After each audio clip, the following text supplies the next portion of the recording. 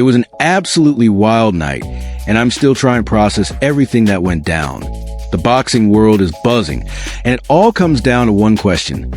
What's next for Oleksandr Usyk and this young phenom, Moses Itauma?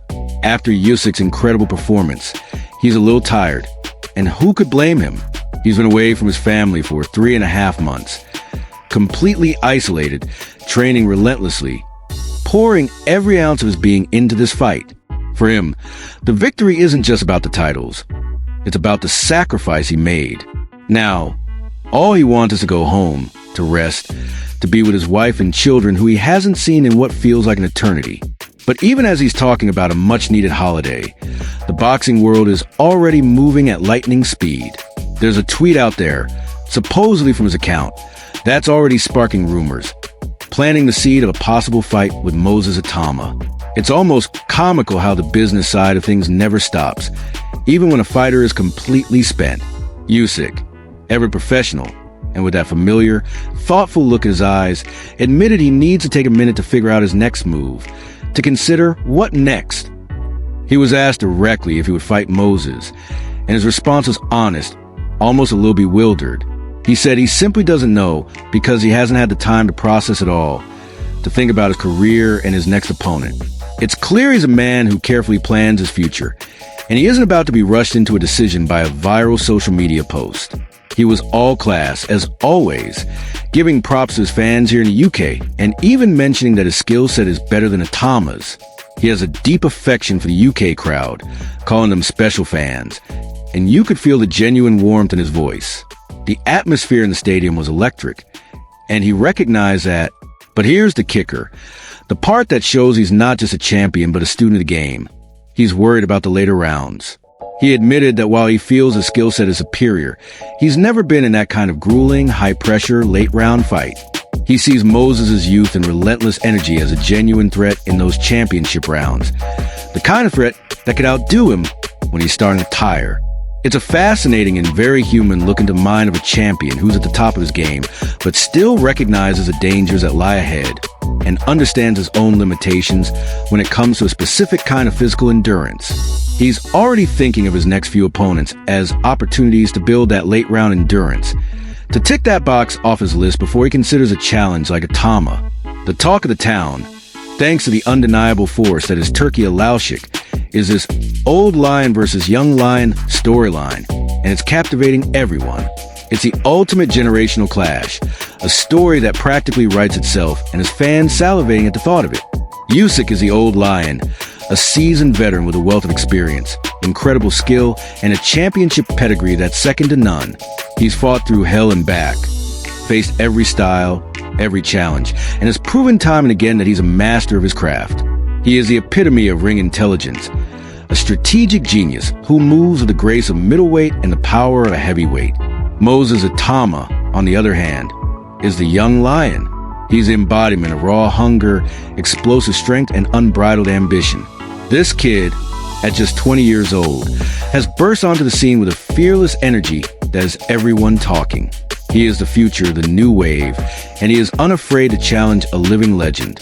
The story is a classic, a timeless narrative of youth and audacity against wisdom and mastery, and it raises the ultimate question.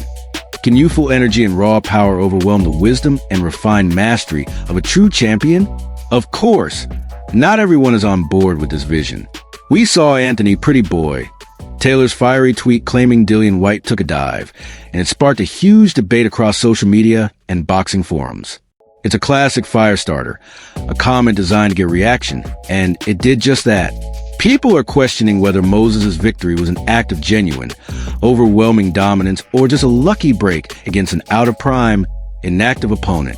Taylor's comment makes it clear he has major doubts about Itauma's ability to hang with elite champions like Usyk. It's a sentiment that many analysts and fans share, and it brings up a valid point. While Itauma looks sensational, we have to consider the context of the opponent he was facing. Dillian Whyte was not the same fighter he once was, and that's a crucial factor in the conversation. Let's be real, a lot of people think this is way too much, way too soon. I mean, we're talking about a 20-year-old with just 13 fights under his belt, and the vast majority of them were against relatively unknown opponents. Is he really ready for the best heavyweight on the planet? It's a question that needs to be asked, and the answer for many is a resounding no. Usyk is a master of the sport, a tactical genius in the ring. He is a slick southpaw who knows every trick in the book. He's incredibly athletic for a heavyweight, has an off-the-charts ring IQ, and he knows how to control a fight, how to dictate the pace and distance, how to buy time, and weather a storm. He's been in the trenches against the toughest fighters in the world, and he has always found a way to win. Moses, despite his incredible talent and knockout power, is still learning. He's still a kid, and as one analyst put it, Usyk knows all the tricks of the trade. Things you can only learn from years of professional experience at the highest level. He has a puncher's chance, for sure. You can't deny that. He's a big guy, and he obviously has the power to land a big shot on anyone, including Usyk. But a puncher's chance doesn't win a fight against a guy who is a complete, well-rounded fighter like Usyk.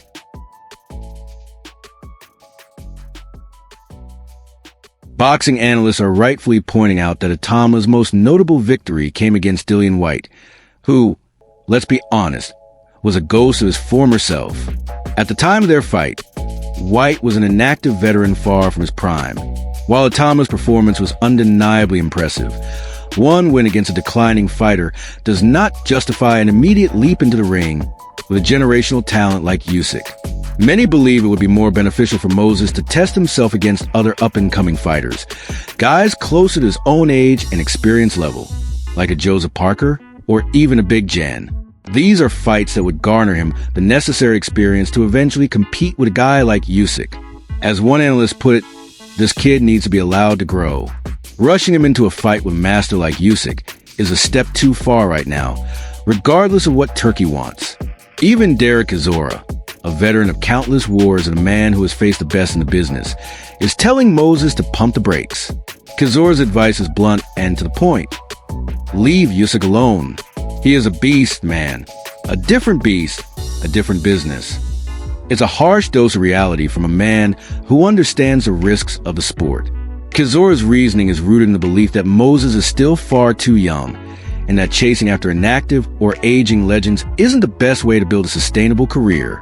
He knows firsthand the risks of rushing into a massive fight without proper preparation and without a solid foundation.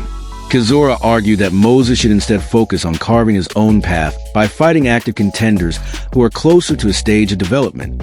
Facing an inactive legend might bring attention and a big payday, but it does not necessarily provide the kind of valuable experience that will sustain a long and successful career. It's the wisdom of a man who has been in the ring with the best, a man who understands the brutal realities of the sport. But let's not get ahead of ourselves. While many are pumping the brakes, others are seeing this as a unique opportunity. Trainer Ben Davidson, for example, is looking at this from a completely different angle. He believes that the fact that Usyk has never faced a young heavyweight with Moses' particular mix of speed, power, and fearlessness makes this matchup incredibly intriguing. He argues that this fight is one of those rare win-win situations. For Moses, it's the experience of a lifetime, the massive payday, and the opportunity to shock the world and upset a living legend. For Usyk, it's a new, unique challenge that he hasn't faced before.